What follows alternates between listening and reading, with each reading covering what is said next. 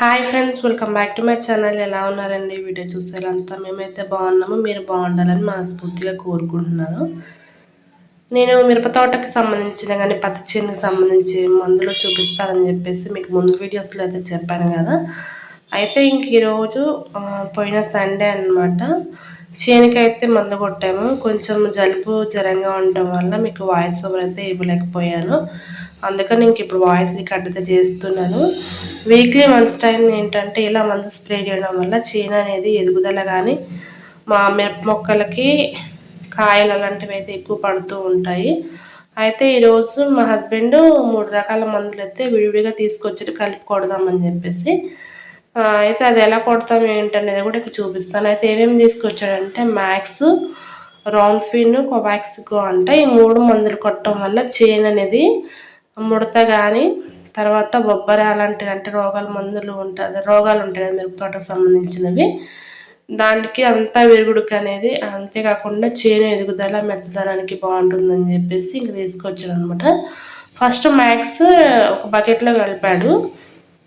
తర్వాత ఒక్కొక్కటి 50 అమ్ముతుంది కదా, 55 నెంబర్ వరకు అయితే విడివిడిగా పోస్తూ ట్యాంకులు అయితే కలుపుకోవాలంట.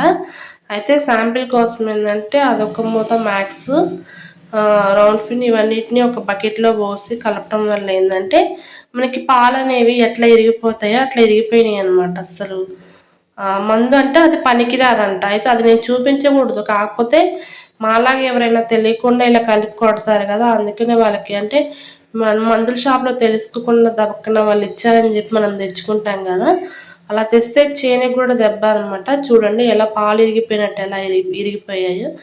ఇంకా వెంటనే మందుల షాప్ అతనికి ఫోన్ చేస్తే అవునా ఆ రెండింటిని కలిపి కొట్టమాకండి అని చెప్పేసి మనకి మారుస్తానంటే చూసారా చేతి దగ్గరకు వచ్చింది కూడా ఎంతమంది అంటే ఒక ట్యాంకీకి వస్తుంది.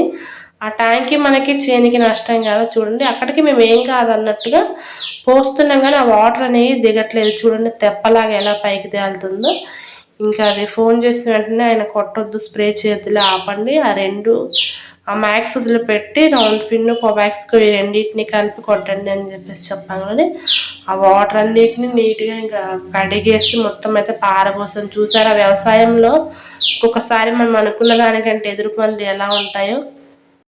అలా కలిపిన డబ్బా కానీ బకెట్లు కానీ పంపు కానీ ఇంకా ఏదైనా సరే నీట్గా వాష్ చేసుకోవాలి, లేకపోతే మళ్ళీ దాని ఎఫెక్ట్ అనేది ఎక్కువగా ఉంటుంది. ఇంకా మార్నింగ్ టైంలో మందు కొట్టే లోపల నేను మిరప మొక్క అక్కడక్కడ మనకి పడి మొక్కలు ఉంటాయి కదా, అక్కడక్కడ వేసామన్నమాట. వేసిన తర్వాత ఇంక ట్యాంకింగ్ చూడండి నీట్గా కడిగి ఈసారి రెండింటిని సపరేట్గా పెట్టి కలిపామన్నమాట. ఈ 2 బాగానే ఉన్నాయి.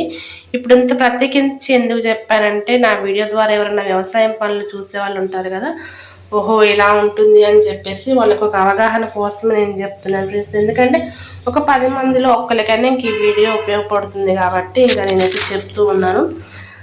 ప్లీజ్ మీలో ఎవరికైనా ఎట్లా ఉపయోగపడుతున్నాయో లేదో ఖచ్చితంగా అయితే కామెంట్స్ అంటే తెలుసుకున్నా కూడా వ్యవసాయంలో ఎలా ఉంటుందా లోటుపాట్లు అనేవి మీకు అర్థమవుతున్నాయి అనే ఉద్దేశంతో ఇంకైతే చెప్తున్నాను అనమాట. ఆల్రెడీ ఎలా స్ప్రే చేస్తారనేది నేను ముందు వీడియోస్లో అయితే చూపించాను కదా. ఇంకా ట్యాంక్తో ఏంటంటే మనం వాటర్ కలుపుకొని ఇంకా ట్యాంక్ నిండగా నీళ్ళు పట్టుకొని 4 సార్ల లెక్క ఇంకా మందు అయితే స్ప్రే చేస్తే మంచిగా మనకి పంట అనేది చాలా సమృద్ధిగా అయితే వస్తుంది. అంటే ఇప్పుడే రాదులే కానీ అంటే వస్తుంది అనమాట. మెత్తదనం అనేది కానీ ఆకు ముడత కానీ ఏమైనా ఉన్నా కానీ ఇంకా తగ్గిపోతుంది అనమాట. అందుకని ఇంకా మీకైతే చూపిస్తున్నాను.